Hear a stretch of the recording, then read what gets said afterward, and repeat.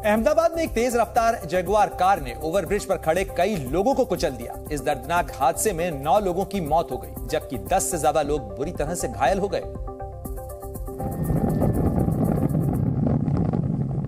इस हादसे का एक वीडियो भी सामने आया, जो दूसरी साइड से गुजर रहे एक बाइक सवार ने बनाया। इस वीडियो में दिखा कि ओवरब्रिज पर एक हादसे के बाद कुछ लोग वहां घायल लोगों की मदद में जुटे थे। तभी सफेद रंग की जगुआर कार तेज रफ्तार से आई और सड़क पर खड़े लोगों को रौंदते हुए आगे बढ़ गई।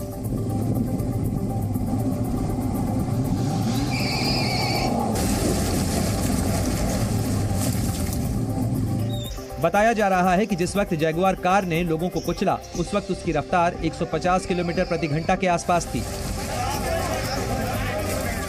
तेज रफ्तार जगुआर की टक्कर इतनी तेज थी कि कई लोग 20 से 25 फीट तक दूर जा गिरे। हादसे के बाद वहां मौजूद लोगों ने कार चला रहे तात्या पटेल नाम के शख्स को पकड़ लिया और उसकी जमकर पिटाई भी की। चश्मदीदों के मुताबिक कार में एक लड़की और दूसरा लड़का भी सवार थे, जो मौका देखकर वहां से भाग निकले। लोगों की पिटाई से बुरी तरह से घायल जगुआर के ड्राइवर को अस्पताल में भर्ती करवाया गया है। पुलिस का कहना है कि आरोपी पुलिस सुरक्षा में है और उसके होश में आते ही उसे गिरफ्तार कर लिया जाएगा।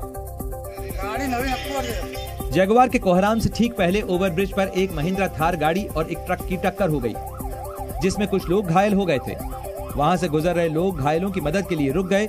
इसी बीच पुलिस की एक गाड़ी भी वहां पहुंच चुकी थी, जो बाइक सवार के वीडियो में दूसरी तरफ खड़ी दिखी।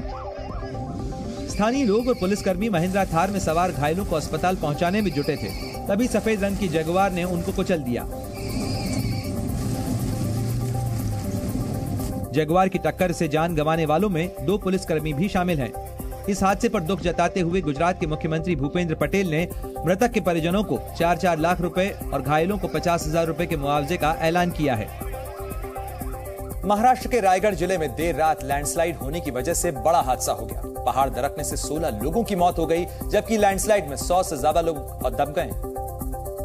और यह हादसा देर रात हुआ, जब लोग अपने घरों में सो रहे थे। तभी पहाड़ से बड़े बड़े पत्थर गिरे, जिन्होंने कई घर को तहस नहस कर दिया। लोग अपने घरों से निकलकर बाहर भागे। उससे पहले ही कई घर पूरी तरह से टूट गए और घर के अंदर कई परिवार दबकर रह गए। पूरी रात ये लोग मलबे में दबे रहे, क्योंकि जिस जगह लैंडस्लाइड हुआ वो पहाड़ी इलाका है। इसीलिए स्थानीय लोग चाहकर भी रात में मदद पहुंचाने के लिए नहीं आ सके, जिसकी वजह से मलबे में दबे दर्जनों परिवार रात भर चीखते चिल्लाते रहे। सुबह होते होते एनडीआरएफ की टीम मौके पर पहुंची और फिर रेस्क्यू ऑपरेशन शुरू हो गया। क्योंकि जहां पर लैंडस्लाइड हुआ वो पूरा पहाड़ी इलाका है और ऊपर से बारिश भी हो रही थी, इसीलिए रेस्क्यू ऑपरेशन में भारी मुश्किलों का सामना करना पड़ा। लेकिन किसी तरह एनडीआरएफ की टीमें पहाड़ों पर चढ़ी और राहत बचाव कार्य शुरू कर दिया। एनडीआरएफ के साथ साथ पुलिस और फायर ब्रिगेड की कई टीमें भी मौके पर पहुंच गईं और फिर मलबे में दबी जिंदगी की तलाश की गई। एक एक पत्थर और मिट्टी की परत को हटाकर ये देखा गया कि कहीं इसमें कोई फंसा तो नहीं है। मशीनरी वहां तक नहीं पहुंच पाने के कारण रेस्क्यू ऑपरेशन में मुश्किलें आ रही हैं। रेस्क्यू टीमें पूरी मुस्तैदी के साथ ऑपरेशन जिंदगी में जुटी रहीं। दोपहर होते होते मलबे में दबे 75 लोगों को सुरक्षित निकाल लिया गया। जिन लोगों की हालत खराब थी, उन्हें फौरन अस्पताल में भर्ती किया गया। और ये मुसीबत 1-2 घरों के ऊपर नहीं आई, बल्कि लैंडस्लाइड की चपेट में पूरा का पूरा इरशालवाड़ी गांव ही आ गया। यहाँ पर करीब 46 घर हैं, जिनमें से 43 मकान बारिश के बाद आए भूस्खलन में दब गए। क्योंकि यहाँ सैकड़ों लोगों के दबे होने की आशंका जताई गई, इसीलिए दिन भर रेस्क्यू ऑपरेशन चला। परेशानी इसलिए भी ज्यादा है क्योंकि ये इलाका पहाड़ों के बीचों बीच है और यहाँ केवल पैदल ही जाया जा सकता है। लिहाजा रेस्क्यू टीम को मशीन और उपकरण ले जाने में ऐसा दिक्कत। हादसे की खबर मिलते ही महाराष्ट्र के मुख्यमंत्री एकनाथ शिंदे भी मौके पर पहुंच गए और उन्होंने मृतकों के परिवार वालों के लिए मुआवजे का ऐलान कर दिया। जिनकी मृत्यु हुई है उनके परिवारजनों को 5 लाख रुपए देने का निर्णय सरकार ने लिया है।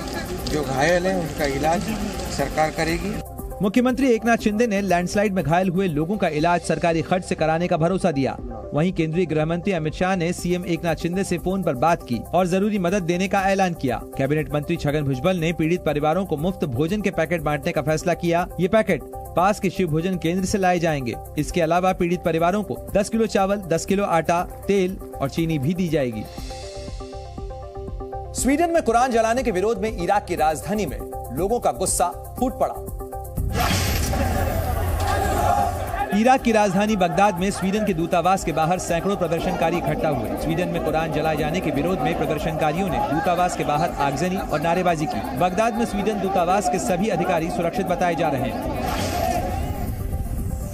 न्यूजीलैंड के सबसे बड़े शहर ऑकलैंड में महिला फुटबॉल वर्ल्ड कप के उद्घाटन के पहले गोलीबारी हो गई। हमले में 3 लोगों की मौत हो गई है, जबकि कई लोग घायल हो गए हैं। मरने वालों में एक हमलावर भी शामिल है। अमेरिका का कैलिफोर्निया जबरदस्त हीट वेव की चपेट में है। कैलिफोर्निया के डेथ वैली नेशनल पार्क में तापमान का पारा 49 डिग्री सेल्सियस तक पहुंच गया। डेथ वैली पहुंचे कई सैलानी गर्मी की वजह से बेहोश होकर गिर पड़े।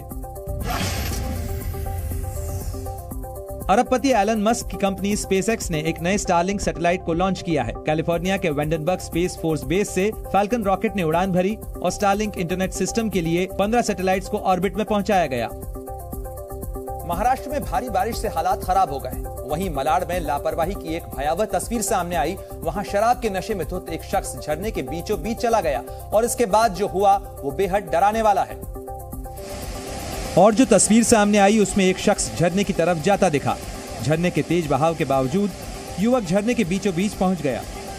इस दौरान एक दूसरा युवक छाता लेकर उसे बचाने के लिए आया और हाथ पकड़कर उसे झरने से बाहर ले जाने लगा, लेकिन पानी का बहाव इतना तेज था कि शराब में टल्ली युवक खुद को संभाल नहीं पाया और वो बहने लगा।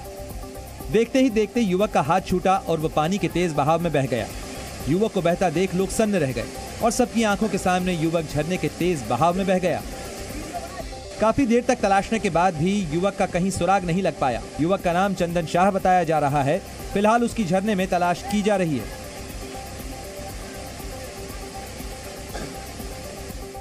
और मुंबई गोवा हाईवे पर भी बारिश ने अपना रौद्र रूप दिखाया। वहां महाड़ इलाके में बनी एक सड़क का हिस्सा भारी बारिश के कारण ढह गया। इसका वीडियो भी सामने आया है, जिसमें सड़क पर दरारें पड़ी दिखाई दी और दूसरी छोर तक कुछ गाड़ियां खड़ी थी। इसी दौरान सड़क दरकी और सड़क का एक बड़ा हिस्सा भरभरा कर गिर गया। सड़क को टूटता देख आसपास मौजूद लोग बुरी तरह से घबरा गए। इसी दौरान एक शख्स की आवाज भी सुनाई दी जो इस घटना का वीडियो बना रहा था, लेकिन वो भी सड़क गिरने के बाद बुरी तरह घबरा गया। गनीमत रही कि इस हादसे में किसी की जान नहीं गई। सड़क का एक हिस्सा धंसने के बाद मुंबई को गोवा से जोड़ने वाले इस हाईवे पर आवाजाही तुरंत रोक दी गई। इस बीच केंद्रीय गृह मंत्री अमित शाह ने मणिपुर के सीएम एन बीरेन सिंह से बात की और घटना की जानकारी ली। उन्होंने मुख्यमंत्री से पूछा कि इस मामले में अब तक क्या एक्शन लिया गया है। गृह मंत्री ने घटना पर सख्त एक्शन लेने और गुनाहगारों पर कड़ी कार्रवाई करने के भी निर्देश दिए। इस बीच मणिपुर के सीएम ने जानकारी दी कि घटना का वीडियो सामने आते ही पुलिस ने आज सुबह एक आरोपी को गिरफ्तार कर लिया। उन्होंने कहा कि इस मामले में सख्त एक्शन लिया जाएगा। ये तो क्राइम अगेंस्ट ह्यूमैनिटी है। ये आदमी का वो मतलब कोई ऐसा ही आदमी वालों ने करने वाला काम ही नहीं है। तो इसीलिए हमने इसको स्ट्रॉन्गेस्ट फॉर्म में कंडेम किया और इमीडिएटली पुलिस लोगों को बोला कि जो भी है, जो वीडियो को ऑथेंटिकेट करो रियलिटी और फैक्ट, उसके बाद में तुम जहां जहां में सस्पिशन एरिया है उसमें ऑपरेशन करके जो भी है उसको पकड़ना है। मुख्यमंत्री ने कहा कि सरकार गुनाहगारों को मौत की सजा दिलाए जाने की भी पूरी कोशिश करेगी और स्टेट गवर्नमेंट इतना भी ट्राई करेंगे कि एफर्ट देंगे कि जो भी एविडेंस वगैरह करके वो जैसे वाला कल्प्रिट को, जैसे वाला क्राइम जो कर रहा है ऐसे वाला को सजा, जैसे मौत का सजा दे, उसको हम एफर्ट करेंगे। मणिपुर हैवानियत केस में आज सुबह पहली गिरफ्तारी हुई। पुलिस ने मुख्य आरोपी खोयराम हेरादास को गिरफ्तार कर लिया है। गिरफ्तारी के बाद हेरादास की तस्वीर भी सामने आई। 32 साल के हेरादास को पुलिस ने थोबल जिले से धर दबोचा। पुलिस के मुताबिक वायरल वीडियो से आरोपी की पहचान की गई है।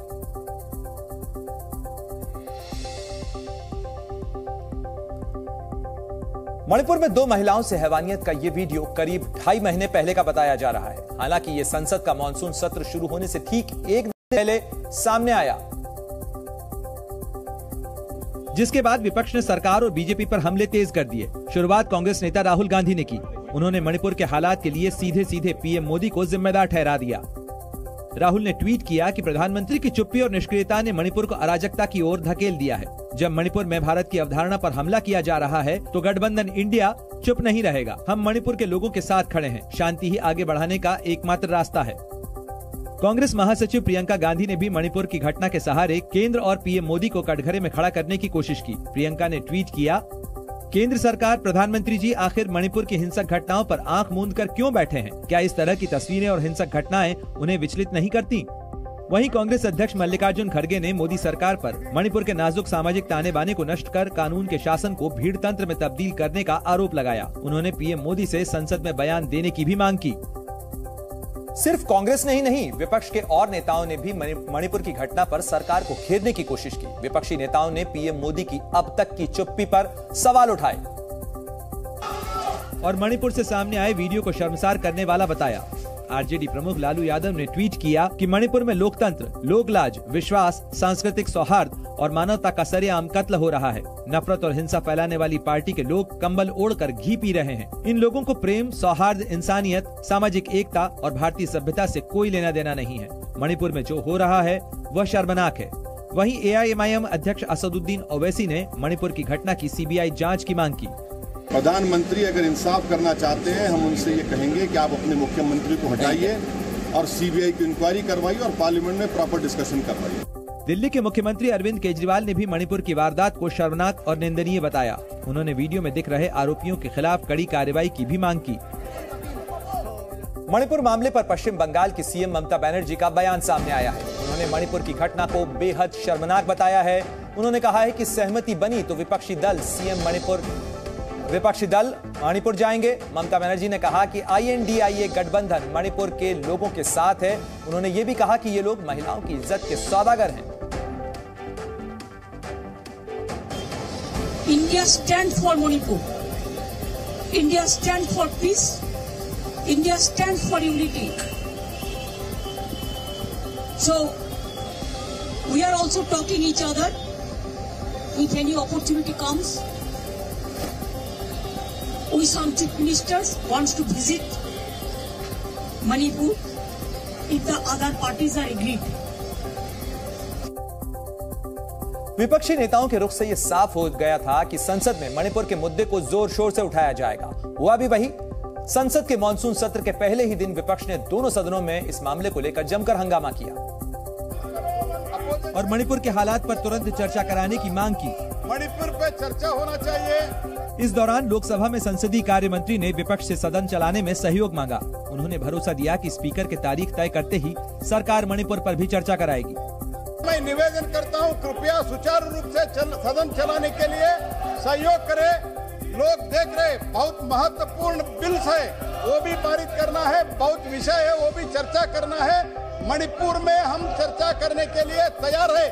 तिथि माननीय स्पीकर डिसाइड करने दो, हम तैयार है सर, मैं स्पष्ट करना चाहता हूं। हालांकि विपक्षी सदस्य तुरंत चर्चा करने की मांग करते रहे। हंगामे के बीच पीठासीन अधिकारी ने विपक्षी सदस्यों को शांत करने की कोशिश की। जब विपक्ष के सांसद नहीं माने तो लोकसभा की कार्यवाही शुक्रवार तक के लिए स्थगित कर दी गई।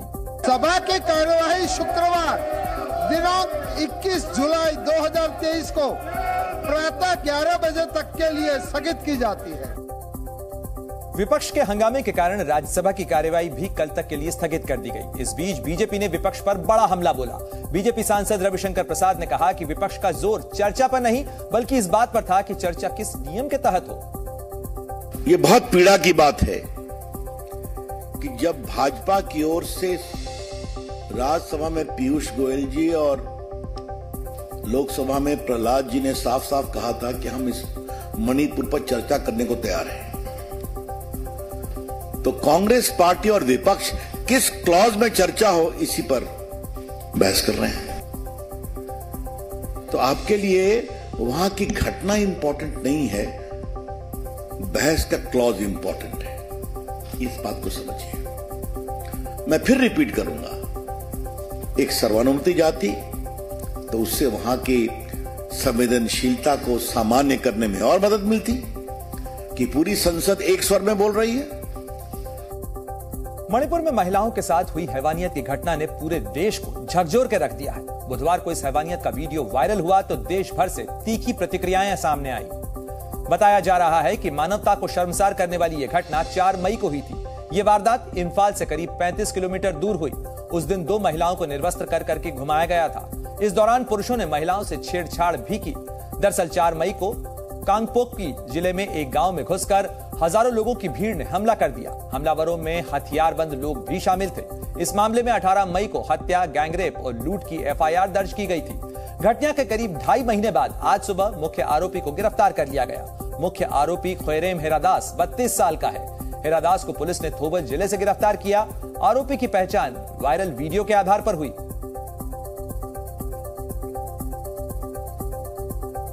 सुप्रीम कोर्ट ने भी मणिपुर की घटना पर संज्ञान लिया है।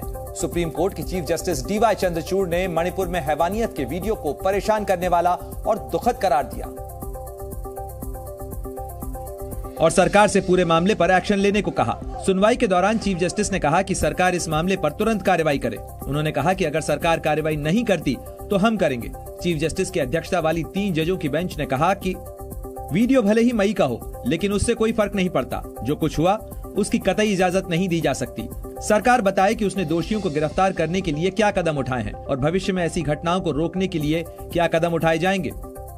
सुप्रीम कोर्ट ने केंद्र और मणिपुर सरकार को निर्देश दिए कि इस घटना के जिम्मेदार लोगों के खिलाफ जो भी कार्रवाई हो उसके बारे में कोर्ट को पूरी जानकारी दी जाए।